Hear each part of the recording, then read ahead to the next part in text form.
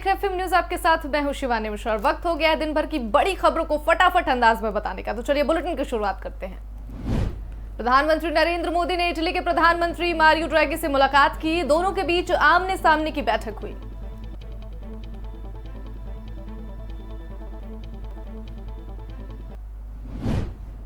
PM Modi ने Vatican city में pope Francis से की मुलाकात। पीएम मोदी ने पोप को दिया भारत आने का न्योता।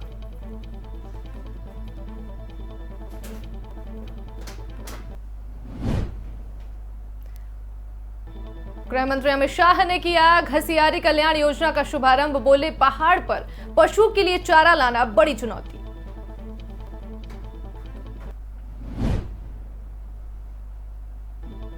केंद्रीय गृह मंत्री अमित शाह ने उत्तराखंड की जनता को संबोधित किया। पूर्व सीएम हरीश रावत को बहस की दी खुली चुनौती। प्रधानमंत्री नरेंद्र मोदी के उत्तराखंड के दौरे पर बोले गृह मंत्री अमित शाह, 5 नवंबर को पीएम का केदारनाथ का दौरा मील का पत्थर साबित होगा।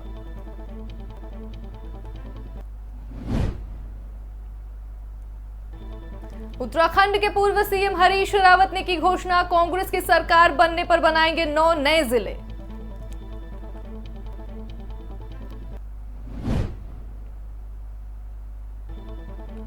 गोवा में कार्यकर्ताओं से मिले राहुल गांधी। वेलसाओ में मछुआरों से भी की मुलाकात। राहुल ने कहा, घोषणा पत्र में गारंटी नहीं होती है, वादा नहीं।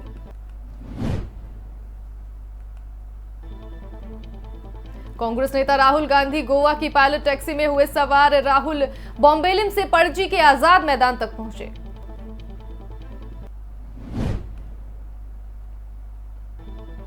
यूपी चुनाव से पहले बसपा को झटका। चुनाव से पहले बसपा को यह बड़ा झटका। सपा में शामिल हुए 6 बागी विधायक। दूसरे दलों के विधायक भी थामेंगे सपा का दामन।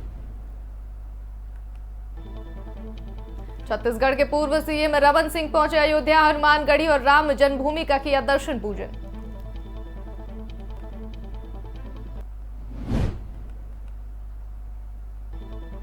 रायपुर में राष्ट्रीय आदिवासी नृत्य महोत्सव की धूम। सीएम बघेल के साथ सेल्फी खिंचवाने की होड़। सीएम ने भी लोगों के साथ खिंचवाई सेल्फी।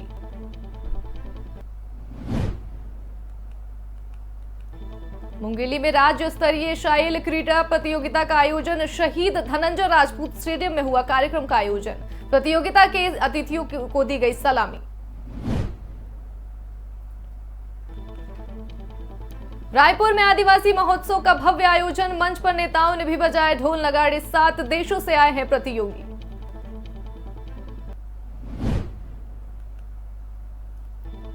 धर्मांतरण के मुद्दे पर कांग्रेस प्रवक्ता का जवाब। कांग्रेस का बयान, राज्य में नहीं रहा जबरन धर्मांतरण।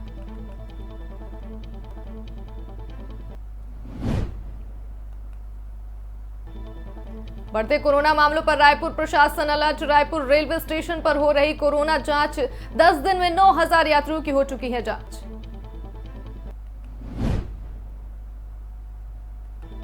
पूर्व सीएम अजीत जोगी की मूर्ति का अनावरण। जेसीसी प्रमुख अमित जोगी ने किया मूर्ति का माल्यार्पण।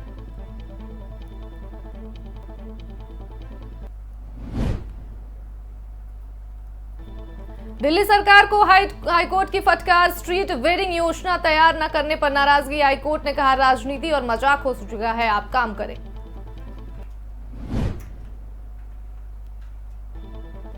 लगातार चौथे दिन पेट्रोल और डीजल की कीमतों में उछाल। पेट्रोल और डीजल 35 पैसे प्रति लीटर महंगे।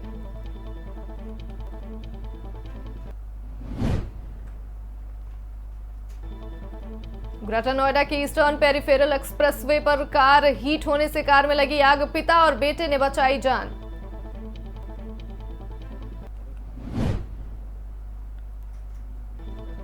बीजापुर में आदिवासी दलों का प्रदर्शन जारी। एसमेटा एनकाउंटर रिपोर्ट पर कार्रवाई की मांग। पुलिस मामले की जांच में जुटी।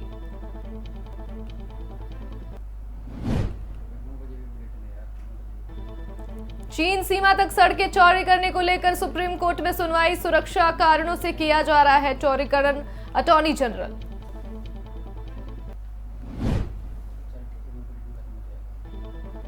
अनिल कुमार यादव को यूपीसीएल के एमडी बनाया गया। सीएम पुष्कर सिंह धामी ने दी मंजूरी।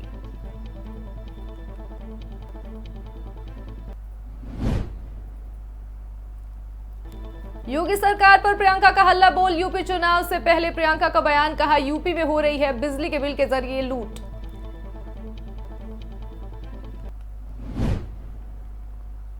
उत्तर प्रदेश में पटाखों पर बैन, दिवाली पर केवल 2 घंटे जलेंगे ग्रीन पटाखे। यूपी में प्रदूषण से हवा की गुणवत्ता खराब।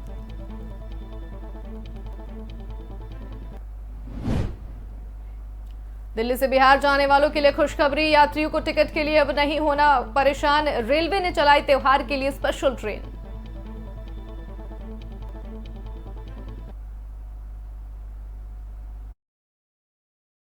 यहां रुकेंगे एक छोटे से ब्रेक के लिए। ब्रेक के बाद खबरों का सिलसिला जारी रहेगा।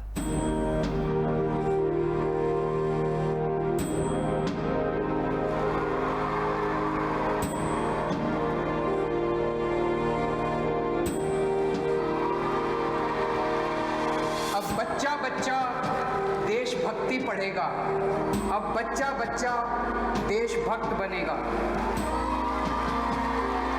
दिल्ली के स्कूलों में हमने देशभक्ति पाठ्यक्रम पढ़ाना शुरू किया है। जब हर बच्चा भारत माँ का वीर सपूत बनेगा, तभी बनेगा भगत सिंह के सपनों का भारत, तभी बनेगा बाबा साहब के सपनों का भारत।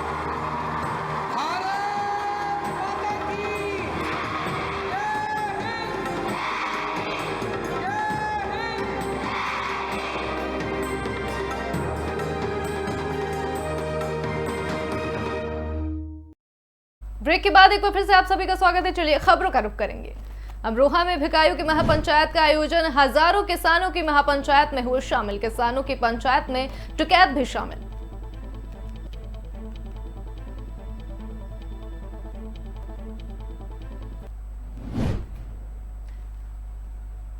तीन कृषि कानूनों के विरोध में दिल्ली की सीमाओं पर प्रदर्शन कर रहे किसानों के चलते बंद पड़े रास्तों को दिल्ली पुलिस खोल रही है। बॉर्डर खुलने पर राकेश टिकैत बोले, अब पार्लियामेंट में बेचेंगे फसलें। राजधानी में पूरी क्षमता के साथ खुलेंगे सिनेमा हॉल। सिनेमा मालिकों को करना होगा कोविड नियमों का पालन।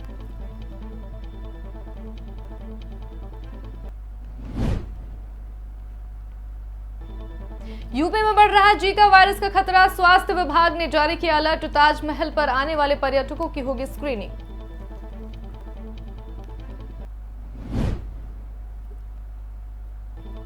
दिल्ली में 1 नवंबर से खुलेंगे स्कूल। दिल्ली सरकार ने जारी किए दिशा निर्देश, बच्चे नहीं कर पाएंगे किताबें और भोजन शेयर।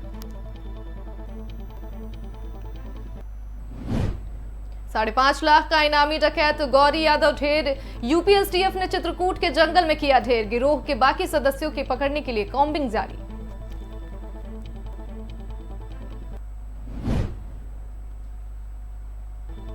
लखनऊ में 2 घंटे में हुई 2 हत्याएं। गृह मंत्री के लखनऊ दौरे के बीच 2 मर्डर की घटनाएं। ठेकेदार की चाकू गोद कर हत्या, तो वहीं पति ने बाकी से काटी पत्नी की गर्दन। समाज के संस्थापक और भारत के महान चिंतक स्वामी दयानंद सरस्वती की पुण्यतिथि आज। देश भर के नेताओं ने दी श्रद्धांजलि।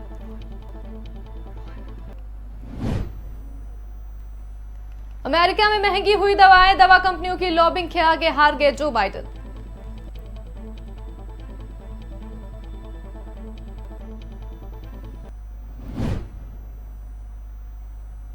अमेरिका में अब 5 से 11 साल के बच्चों को भी लगेगी कोरोना वैक्सीन। एफडीए ने फाइजर टीके को दी मंजूरी।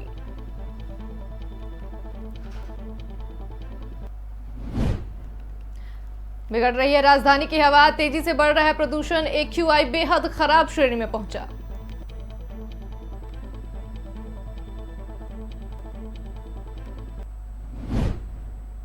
देश के 14 राज्यों में 3 लोकसभा सीटों और 30 विधानसभा सीटों पर हुए उपचुनाव। कोविड के मद्देनजर पाबंदियां रही।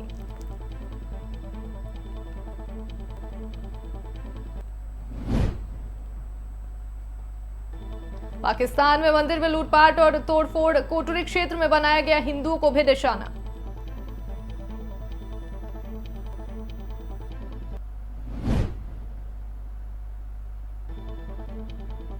डॉक्टर राहुल गुप्ता ने अमेरिका में भारत का परचम लहराया। सीनेट की मंजूरी के बाद बने राष्ट्रीय औषधि नियंत्रण नीति के पहले डायरेक्टर।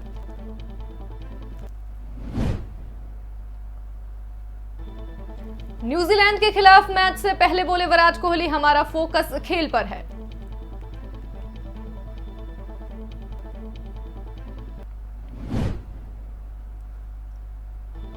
शाहरुख खान के मन्नत पहुंचे आर्यन खान, ढोल बजाकर फैंस ने किया स्वागत। 28 दिनों बाद आर्यन अपने घर पहुंचे।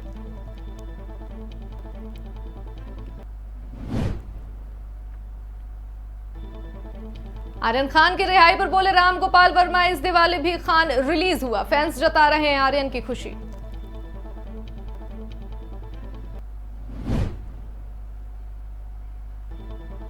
आर्यन खान की रिहाई पर अनन्या पांडे के लिए डबल सेलिब्रेशन, जन्मदिन की खुशी पर दोस्त आर्यन के लिए मांगी दुआ।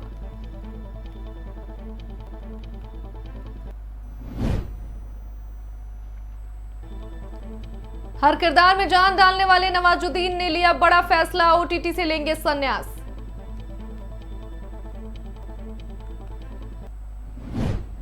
दिग्गज एक्टर यूसुफ हुसैन का निधन, बॉलीवुड इंडस्ट्री को फिर से लगा बड़ा झटका।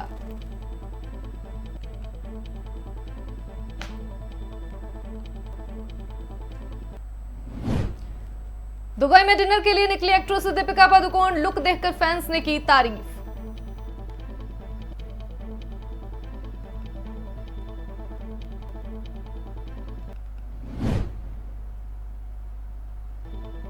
निमकी मुखिया के एक्टर विजय कुमार गिरफ्तार, पहली पत्नी को तलाक दिए बिना एक्ट्रेस से की दूसरी शादी।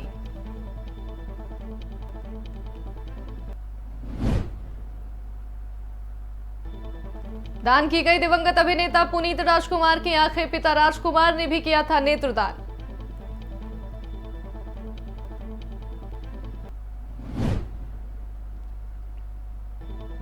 सर्दी के मौसम से घबराया तालिबान, दुनिया से लगाई गुहार मदद के लिए, सुहेल शाहीन ने ट्वीट कर मांगी मदद।